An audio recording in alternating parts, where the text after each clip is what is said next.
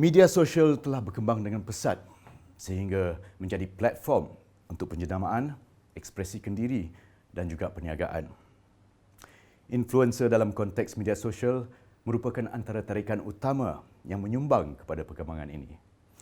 Istilah-istilah seperti likes, shares, followers, retweets adalah sangat relevan di kalangan pengguna media sosial hari ini.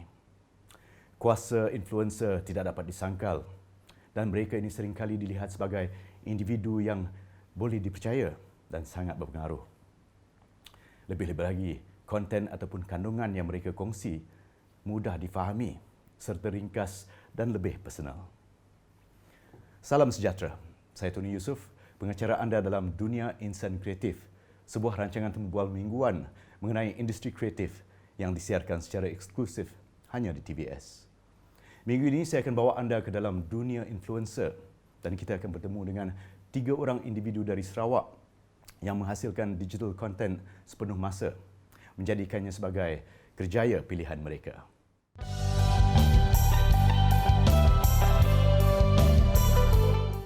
Minggu ini bersama saya dalam dunia insan kreatif ialah Encik Fadil Muhammad Isa atau lebih dikenali dengan nama komersial beliau, Kadok. Apa khabar Kadok? Alhamdulillah baik. Okey, sebelum tu kita terangkan kenapa dapat nama Kadok ni, sebab dia unik dan catchy tau. Macam mana, apa asal usul nama Kadok ni? Asal usul nama Kadok ni dulu nama saya Fadil kan. So ada satu hari tu saya nak pergi mengorat seorang perempuan ni. Cuma saya tak berani nak bagi nama sebenar. So saya pakai nama kawan saya. Nama dia Kadok Petra Ricardo. So saya ambil nama Kadok tu. Kadok, lepas tu cuma spelling dia adjust sikit lah. K-A-D-U-K tu, Kadok. So lama-lama orang panggil Kadok. Sampai bila dah sampai kat KL ni, kat Semenanjung ni, bila orang panggil Fadil, saya tak perasan, tak toleh. Unless dia panggil saya Kadok. Tapi kalau siapa yang panggil Kadok, dia memang kenal saya dari kecil. So ni dah lama lah guna nama Kadok ni sebenarnya? Dah lama dah sebenarnya. Sebelum jadi influencer pun dah lama? Betul. Cuma bila kita jadi YouTuber tu, pakai nama Kadok tu kampung sangat pula kan. Sebab tu untuk menjadikan bunyi tu sama, kita upgrade sikit jadi internasional, jadilah Kardok. Kardok, okey. Lepas tu dia ada kena-mengena juga dengan apa yang Kadok buat kan. Sebab Kadok ni buat ada YouTube channel mengenai otomotif kan, benda otomotif. Okey, kita ke sejarah sikit daripada seorang pramugara. Sebelum tu pembaca berita. Betul. Lepas tu pramugara dan pernah juga menjadi pemandu e-hailing. Betul. Macam mana boleh sampai ke peringkat sekarang? Yang ni saya dapat inspirasi daripada seorang sahabat saya juga, salah seorang yang entusias kereta, nama dia Bobby Eng. So bila saya dah beli banyak kereta, dulu pun saya ada banyak kereta jugalah, antaranya macam Peugeot, Renault, BMW, Lotus, apa tu, Potong Saga apa semua. Boleh dikatakan kolektor juga. Taklah, 5 ni lah. Lepas tu bila ada satu masa tu ekonomi down, ekonomi saya pun down, dan macam mana fikir nak bayar kereta-kereta ni selain daripada gaji membaca berita yang tak seberapa itu. Kawan saya tu kata, cuba kau buat vlogging pasal kereta, dan dia pun tunjuk berapa pendapatan YouTube dia, macam boleh buat duit rupa-rupanya YouTube ni. Menarik juga kan. Dari situ saya cuba membuat channel YouTube. Sebab sekarang ni kerjaya sebagai YouTuber adalah satu pilihan kerjaya yang sah tau. Kan, dia sama juga macam sebab Kadok pun ada buat gaming juga kan. Jadi kalau macam dulu gaming ni bukannya kerjaya, dia macam satu benda yang orang ramai anggap sebagai membuang masa. Tapi sekarang dah jadi satu pilihan kerjaya yang tetap. Sebagai seorang influencer ni dah memang bukan kerja yang senang, betul tak? Betul. Jadi apakah yang diperlukan untuk jadi seorang influencer? Apa-apa kerja pun bukan untuk semua orang. Ini salah satu opportunity bagi mereka yang berminat apa semua. So cabaran dia kalau kita nak jadi seorang influencer ataupun content creator ni, dan memang kita kena come out with content lah. Sebab kita ada responsible dekat kita punya followers. Orang follow kita sebab apa? Sebab dia nak tengok content, dia nak tengok benda yang baru yang kita boleh tonjolkan ataupun tampilkan dekat channel kita apa semua. Apa yang diperlukan daripada seseorang content creator adalah creativity, hardworking, dan tidak boleh koyak bila kena kecam. Dan yes, yang tu penting. Dan yang satu lagi kita kena tahulah apa yang followers kita nak, betul tak? Nak kita sentiasa fresh lah. Itu antara ayam dengan telur. Siapa keluar dulu. So kita tak tahu apa pun follower nak. So semua anggaran je dulu. Anggaran. So penjudahnya kita kena buat dulu. Kita kena give all out bila kita buat sesuatu dengan harapan follower suka. Dari situ baru kita boleh tengok dari konten-konten yang kita buat dan kita tengok, kita measure. Konten yang macam mana yang mendapat banyak tontonan dan baru kita boleh fokus. So untuk orang yang baru nak start, obviously kadang-kadang mereka tak tahu mereka nak buat A ke B ke. Kalau tanya saya, buat dulu semua, dia dari situ baru boleh tengok video macam mana yang orang suka buat dan baru fokus dekat situ. The good things about influencer untuk YouTube, semua orang boleh jadi influencer. Sanggup tak sanggup je. Sanggup tak sanggup maksudnya are they willing to do whatever it takes to be successful. Actually dekat apa-apa kerjaya sekalipun, adakah mereka willing to be success. So tak kisahlah mereka ni artis ke, bekas baca berita ke, sebab sepanjang saya buat Kadut Academy, kita sendiri telah melahirkan lebih ramai influencer yang start daripada kosong. Kelayakan untuk jadi influencer adalah rajin atau tidak, itu je. Itu dia, siapa-siapa pun boleh mencuba. Siapa pun boleh. Jadi sekarang ni Kadut boleh ceritakan tak macam mana Kadut daripada permulaan jadi seorang YouTuber sampai ke sekarang boleh ada akademi sendiri? Saya dah start buat kelas-kelas YouTube ni the moment saya boleh menjana pendapatan dekat YouTube. The first month salary saya dekat YouTube waktu tu adalah 3,000. Okay. Eventually there is more higher than me become a newscaster. Dan pada ketika itu saya decide untuk berhenti baca berita dan berkongsi apa yang saya tahu kepada mereka yang berminat untuk belajar YouTube. Dan saya dah train lebih kurang 5,000 orang for the past 2 years. Dan pendapatan yang saya dapat daripada YouTube saya gunakan untuk build up training center ni.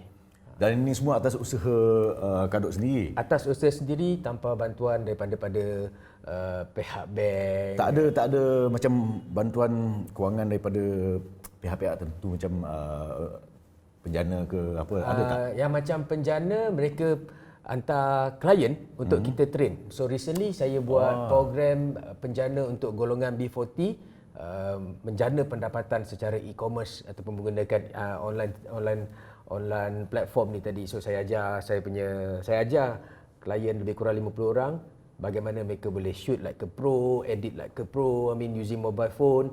Lepas tu set up account YouTube, Facebook dan juga website. So 5 hari kursus kita buat dengan penjana.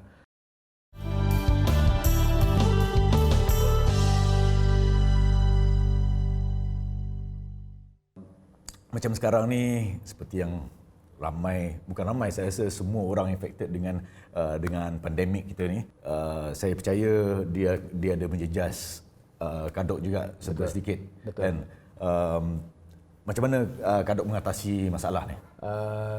Bagi saya, dalam kita berniaga, dalam kita melakukan sesuatu, pasti ada ups and down. Bagi saya benda ni nothing. Lumrah.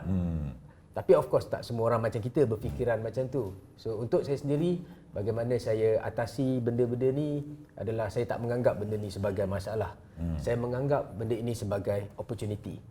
Okay Kadut, sebagai seorang influencer yang berjaya, secara langsungnya Kadut juga merupakan seorang usahawan lah. Betul tak? Boleh dikatakan begitu kan? Boleh Kadut ceritakan tak macam mana, apa lagi skill yang Kadut mungkin terpaksa tambah dalam diri Kadut untuk capai tahap ni dan untuk pergi lebih jauh lagi selepas ni? So seperti semua orang, saya pun start daripada zero, daripada kosong. Bila nama kita dah mulai naik apa semua, dulu saya start dengan hanya merekod menggunakan phone dan edit pakai phone. Somehow along the way kita kena improve skill kita, especially dari segi editing. Lepas tu daripada pakai phone mulai nak pakai kamera yang proper untuk recording. So benda tu nak tak nak kita kena tambah value tersebut. Itu adalah investment kita, especially dalam mana-mana perniagaan pun kita kena invest. Orang ingat menjana pendapatan tu daripada YouTube sahaja. Sebenarnya bila kita dah popular, dah ada nama, dah jadi influencer, kita boleh jual produk kita. So macam saya ada baju ni sendiri yang kita boleh dapat, korang penonton boleh dapatkan dekat Shopee, dekat Kadut Shop. Selain tu juga kita ada juga macam produk review. So benda-benda ni sebenarnya menambahkan lagi pendapatan seseorang content creator, bukan sekadar pendapatan yang mereka dapat daripada YouTube. Jadi dengan adanya skill yang macam ni sekarang ni Kak Dok dah boleh tak ramal macam mana tahun 2021 ni. Nanti apakah mungkin ada trend yang baru yang Kak Dok boleh anggarkan ke? Pada pendapat saya, kita baru nak start. Actually dekat Malaysia ni baru nak start menghasilkan ramai influencer social media ni apa semua kan. Jadi trend tu tak banyak perubahan, tetapi kita boleh lihat lebih ramai family ataupun parent yang membenarkan anak-anak mereka untuk jadi gamer siapa semua, dan lebih banyak konten-konten kreatif daripada Malaysia, insya-Allah. Cuma sebelum ni konten kita hanyalah untuk kita. So sekarang ni cabaran dia adalah untuk especially tahun 2021 ni, bagaimana kita boleh menghasilkan konten untuk tontonan satu dunia. Apakah nasihat Kak Dok kepada orang ramai di luar sana yang mungkin ada niat, ada berminat nak jadi seorang influencer? Kalau tanya saya, apakah nasihat saya kepada mereka? Senang je. You are one video away from being viral. Kalau kita perasan video-video dekat YouTube, video yang kita tak sangka-sangka boleh dapat view yang banyak. So, once you are being viral, then insya-Allah macam-macam opportunity akan masuk. Macam-macam pintu boleh dibuka. Terima kasih Kak Dok kerana sudi bersama kami. Sama-sama. Dalam kongsi pendapat dan pengalaman. Satu benda yang sangat berharga ya. Kalau anda nak tahu macam mana nak jadi seorang influencer yang berjaya, jangan lupa layani dan subscribe channel YouTube Kak Dok kerana Racun itu benar.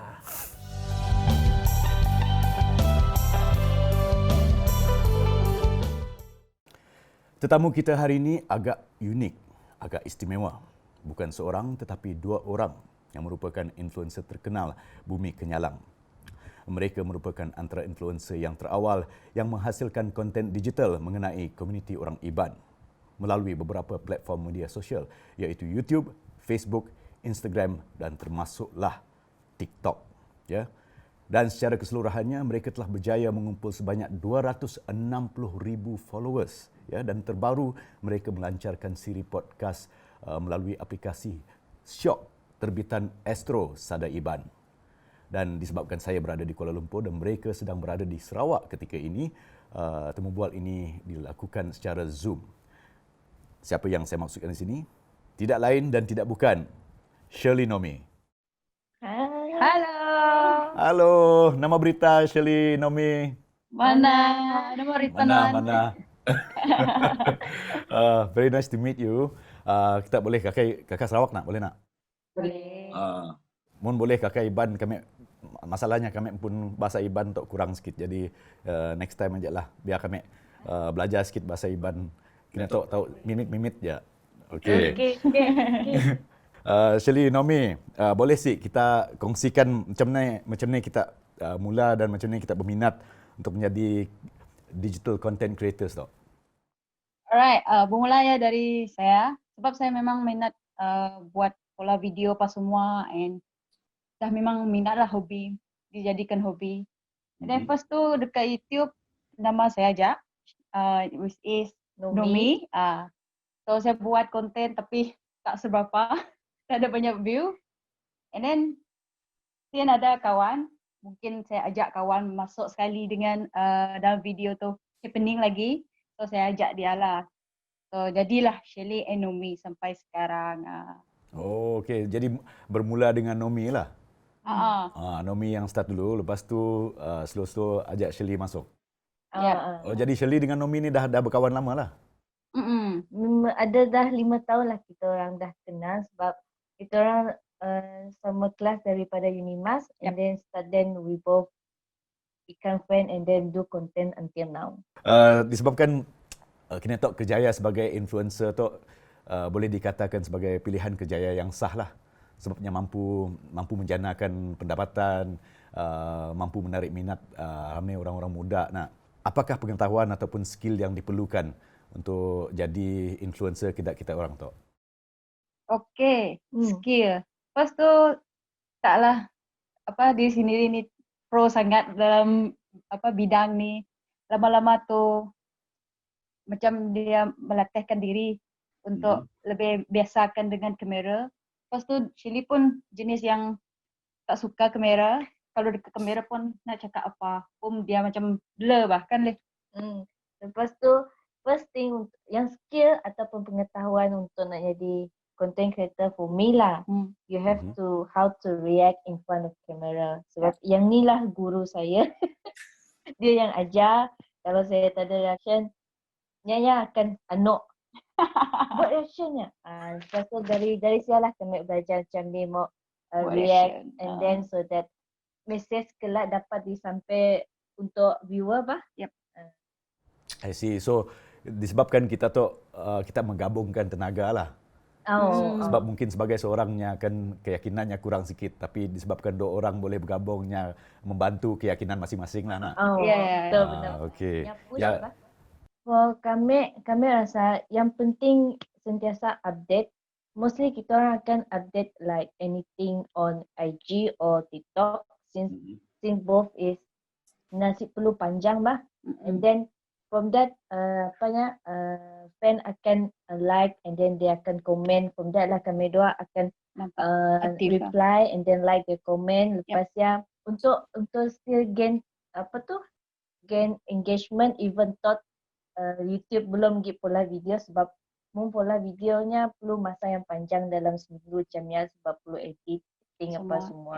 So through Instagram dengan TikTok kami dua akan post and then so that sebab banyak fan kan nanya ni video. From the social media kami akan madalah. Ini tu kami still still molah video. So sabarlah, harap semua sabar macam yalah kami madah dengan fan. Sabar. Jadi semua platform tu berguna pada kita. Semua platform tu memang boleh dikatakan sangat-sangat penting lah sebab kita akan di semua platform akan gunakan untuk engage pada dengan peminat nak.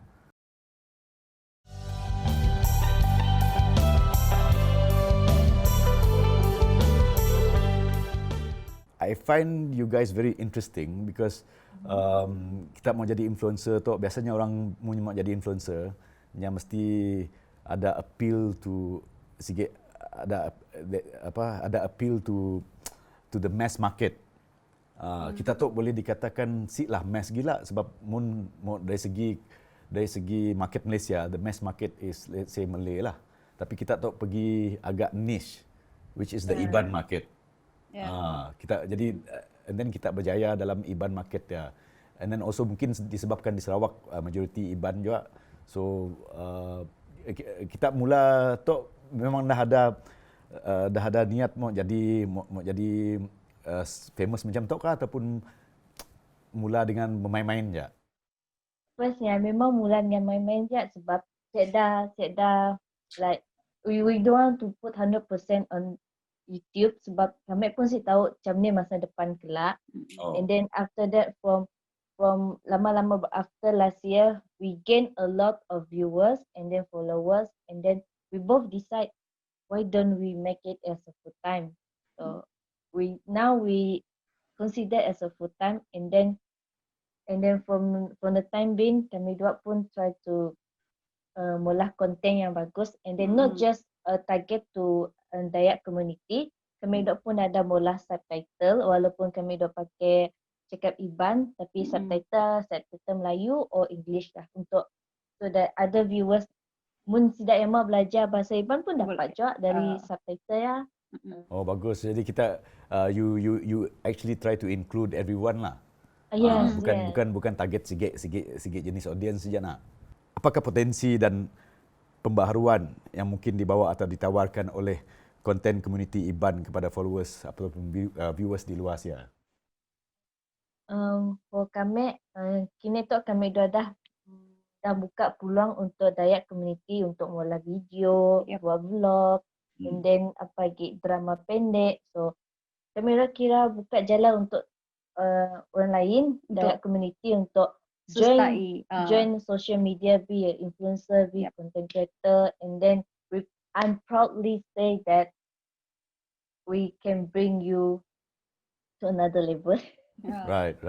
But the interesting thing here is komuniti orang Dayak tu bukan di Sarawak aja. Sebenarnya di Kalimantan pun banyak orang Dayak. Nah. Ya, ya. Yes, ya ada Ada juga juga fan viewer dari dia. So do you guys have followers daripada Kalimantan juga? Ada. Ada. Ada. Oh. Bagus, bagus. Because yalah, mun dikira kaum komuniti orang Dayak tu agak luas bah mun kita pandang di selain daripada Sarawak. Di Kalimantannya pun kira Lubuk juga bah. Ramai siapa? Setidaknya pun ada nanya, ada komen, madah. Oh, Dari I'm fan Kalimantan. from Indonesia, Kalimantan. Oh wow. Jadi kita tak boleh dikatakan international. Oh, not really lah. Kira international lah ya, mun dapat pergi Indonesia international dah. Okay. You guys can be considered international Dayaks. Thank you. Sulu international. Thank you. Thank you. Jadi apakah kelebihan dan juga kelemahan jika influencer ataupun content creator menghasilkan konten yang niche seperti kita tu? Macam kita rasa apa kelebihan dan apa kelemahan menggunakan platform kita orang? Kelebihan kami mungkin madah from that platform kami dua boleh promote bahasa Iban, Budaya Iban.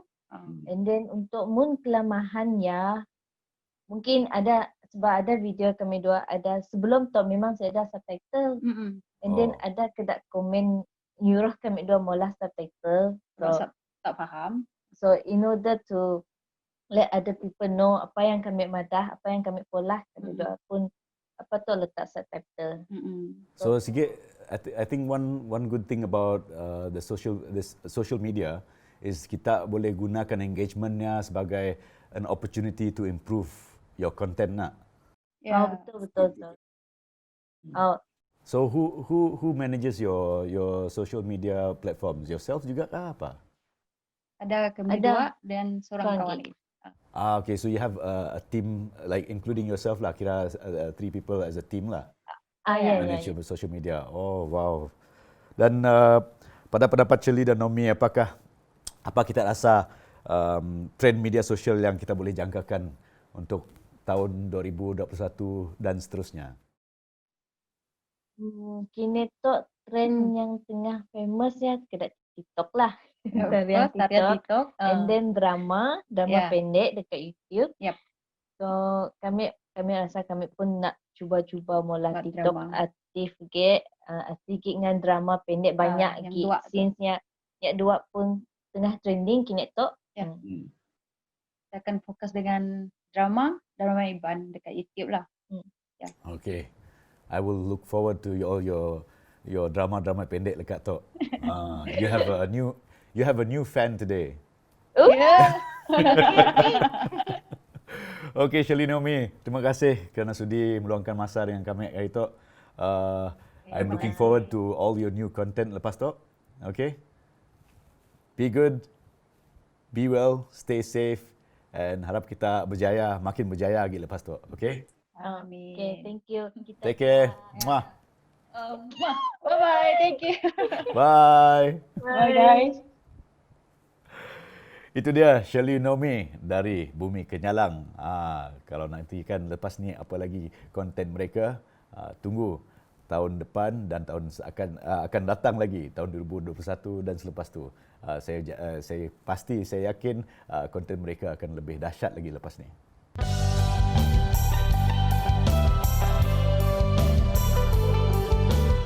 Media sosial telah mengubah cara pengguna menerima maklumat, berita dan pendapat secara radikal.